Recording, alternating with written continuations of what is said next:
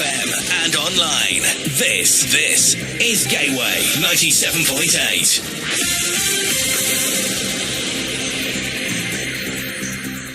From the Sky News Centre at 4, a man who killed 49 people at 2 mosques in New Zealand muttered, "Let's get this party started," before carrying out the attack. A suspect in his 20s has been charged with murder following the shootings in Christchurch. Police patrols have been stepped up in the UK to provide reassurance to Muslims here. London Mayor Sadiq Khan says the atrocity has provoked ripples of fear. Many people are feeling scared, but I can't pretend they're not. They're feeling vulnerable, they are frightened, they're very sad as well. And some are very angry. And that's why it's really important that they're reassured. The police are working incredibly hard to make sure we feel as safe as we can do. Well, it's just after 4 o'clock. We're now into the Friday drive time. I would say it's a feel-good Friday, but not for the people in New Zealand. Absolutely shocking news from that part of the world. You've just heard the London Mayor Sadiq Khan talking about the fear for UK Muslims. We'll be speaking to Sidra Naeem in a few moments from the Anglia Ruskin University, who is a Muslim teacher and Muslim chaplain, to find out just what the mood is over there. Ros with you, 7 o'clock, but events in New Zealand can't have escaped your notice. A man who killed 4 people at 2 mosques in Christchurch muttered, "Let's get this party started," before carrying out the attack. A suspect in his 20s has been charged with murder following the shootings in Christchurch. Police patrols, they've been stepped up in the UK now to provide reassurance to Muslims here.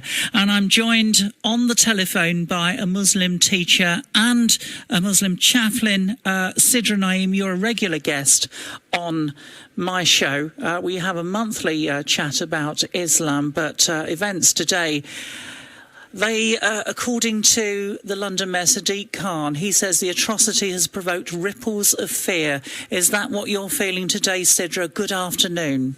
Good afternoon. Yes, definitely. It was by chance Friday today, and that's our holy day for Muslims. And that's the day when everybody tries to go to the mosque to pray their Friday prayers. And I didn't go, and my husband didn't go. We're too scared to go. And a lot of people I know did not go because they're worried there might be a ripple effect and it might start happening here, because this usually happens, doesn't it?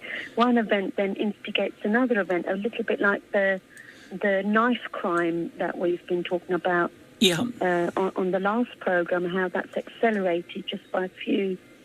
So, yeah, it's very upsetting. Well, the person who says he was behind it is apparently left an anti-immigrant manifesto, apparently explaining why he did it.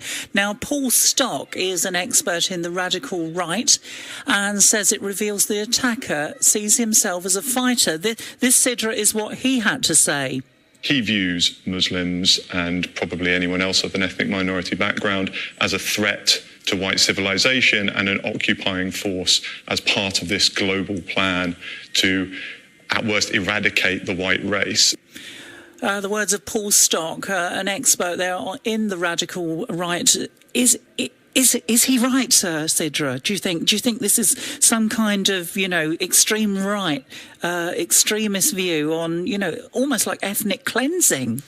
Yes, definitely. I mean, both of the Prime Ministers, the New Zealand Prime Minister, Jacinda Ardern, she described everything as a terrorist attack herself, and the Australian Prime Minister, Scott Morrison, he called the perpetrator an extremist, right-wing, violent terrorist. Yeah. And the blog that he released, the 70-page document, which was on extremism, apparently he actually said that he belonged to a couple of national fascist organisations. Donald Trump's name came up in there as well. So this was actually said on the news today. So there's a lot really to answer for with the media. I just feel that these kinds of people need to be caught much earlier, because when the world wakes up, it's too late. And this has happened with previous terrorists as well. Are you saying that this guy was on the radar and something should have been done about him before now? Definitely. I mean, now all of a sudden it's coming out that he was preaching hate crime on the internet.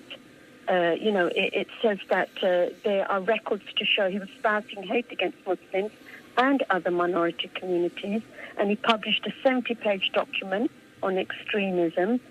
Why was this not caught before then? Why this late when it's just too late? And we know this has happened before. I mean, I myself know that one of my YouTube videos, very innocent YouTube video, was taken down within a week because it had Gateway Radio fanfare on it, which was copyright. Right. So that was taken down, and that was looked at and taken down, and I wasn't allowed to put it back up again because of the copyright issue on just that fanfare part. But I'd like to know then, if things like that are taken down, why can't all these other extremist videos that these terrorists are watching be taken down?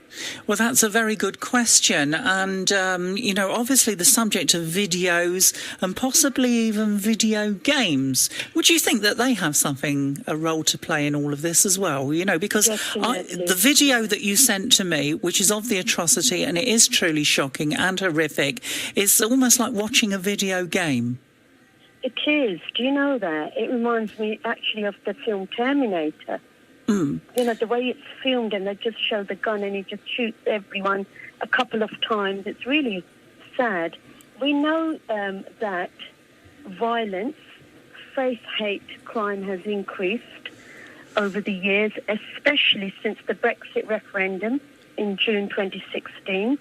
We know that there was a murder of the MP Joe Cox by Thomas Mair, who was sentenced to life in prison. He said he was motivated by admiration for Nazis and similar anti-democratic white supremacist creeds. That was what was revealed by the courts. Since then, Islamophobia has been on the increase, and in the past 2 months alone, there have been many mosque attacks in Britain. There was one in Newcastle, and there was another one in Manchester, and there was actually one in 2017 in Quebec, and another in USA. And it's just the very big ones that get on the news. A lot of the small mosque attacks don't even get televised at all.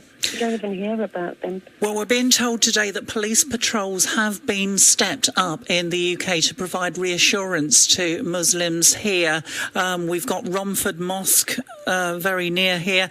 We've also got Chelmsford Mosque. I know you have dealings with both of those, and we'll probably be speaking to some of the imams and, some of the church goers over the weekend. I'm sure you'll get the vibe on what's happening there and report back to us again. Sidra, thanks ever so much for sparing your time chatting to me and to our listeners today. And don't let the fear get the better of you is what I'm going to say to you this afternoon.